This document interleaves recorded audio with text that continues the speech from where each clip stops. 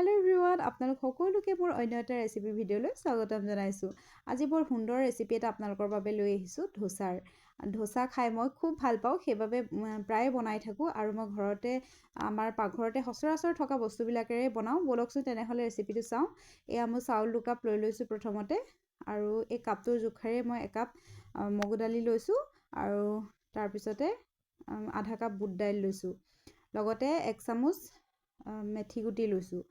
আৰু এইখিনি গোটেইখিনি ধুনীয়াকৈ ধুই ল'ম 2-3 বাৰমান ভালদৰে, যেতিয়ালৈকে চাফা হৈ নাযায়। তাৰপিছত এইখিনি ভালদৰে ধোৱাৰ পিছতে মই আকৌ পানী দি 5-6 ঘণ্টামানৰ কাৰণে তিয়াই থৈছোঁ। আৰু এয়া ধুনীয়াকৈ পানীখিনি দি লৈছোঁ। তাৰপিছতে এইখিনি কোমলি থাকক অলপ সময়, সেয়া মই ৰাখি থৈছোঁ। আৰু ধোচা বনাবৰ কাৰণে সাধাৰণতে আচলতে আমাক টাইম লাগে, ভালদৰে প্ৰপাৰ ধোচা বনাবৰ কাৰণে। যদি আমি সময় লৈ কৰোঁ তেতিয়া খুব ধুনীয়া হয় ধোচাটো। আৰু এয়া কোমলি গৈছে। তাৰপিছতে মই এইখিনি এতিয়া মিক্সিত খুন্দি ল'ম গোটেইখিনি। আৰু এয়া মই মিক্সিটোত অলপ অলপকৈ গোটেইখিনি একেবাৰতে নিদিওঁ, আধা দিছোঁ আৰু আধাখিনি মই গ্ৰাইণ্ড কৰি ল'ম। তাৰপিছতে বাকীখিনি আকৌ কৰিম। আৰু এই যে পানীখিনি তিয়াই ৰাখিছিলোঁ, সেই পানীখিনি ইয়াতে অকণমান দি দিছোঁ, বেলেগকৈ আৰু পানী নিদিওঁ।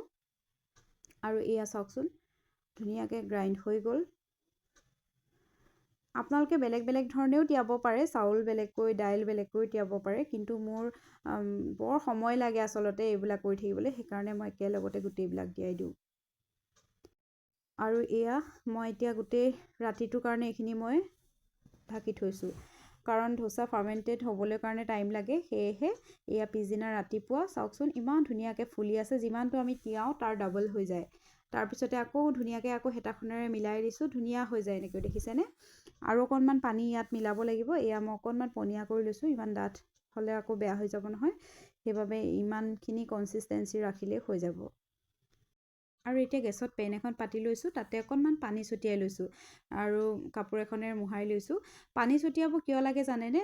টেম্পাৰেচাৰটো আমি চেক কৰিব লাগিব, তাৰমানে বহুত বেছি গৰম হ'লে টাৱাখন ধোচাটো বেয়া হৈ যাব। সেয়েহে অকণমান পানী ছটিয়াই ঠাণ্ডা কৰি লওঁ। তাৰপিছতে এহেটা ধোচা মই এইদৰে দি বহলাই দিছোঁ খুব ধুনীয়াকৈ। আৰু তাৰপিছতে এচামুচ ৰিফাইন তেল দি দিছোঁ, নহ'লে ঘিউ দিব পাৰে। আৰু এতিয়া আমি একো কৰিব নালাগে, নিজে নিজে ধোচাটো ছাইডৰ পৰা এনেকৈ উঠি আহিব। তাৰপিছত এয়া মাজতে মই হেৰি দি দিছোঁ, আলু মছলা যদি বনাব বিচাৰে তেনেহ'লে এইদৰে আলু বইল কৰি ভাজি লৈ মাজতে দি দিব লাগে।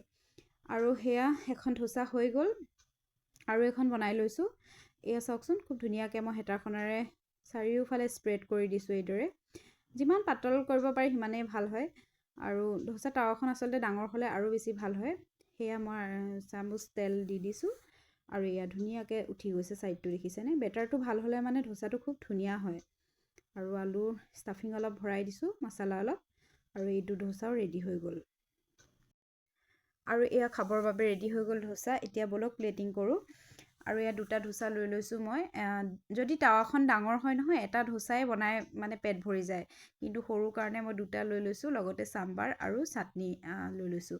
চাম্বাৰ আৰু চাটনিৰ মই ৰেচিপিটো আপোনালোকলৈ বেলেগ এটা ভিডিঅ'ত লৈ আহিম। আজিৰ ভিডিঅ'টো আকৌ বৰ দীঘল হৈ যাব নহয়, সেইবাবে বেলেগ এটা ভিডিঅ'ত আপোনালোকক মই ৰেচিপিটো দিম বাৰু। গতিকে আজি ভিডিঅ'টো চাই কেনেকুৱা লাগিলে জনাব। যদি ভাল লাগিলে ধুনীয়া কমেণ্ট এটা কৰি দিব দেই। আৰু ধোচা আচলতে মই বিভিন্ন প্ৰকাৰে বনাওঁ, কেতিয়াবা উৰদ দালি দিও বনাওঁ, কেতিয়াবা মগু দালি দিও বনাওঁ।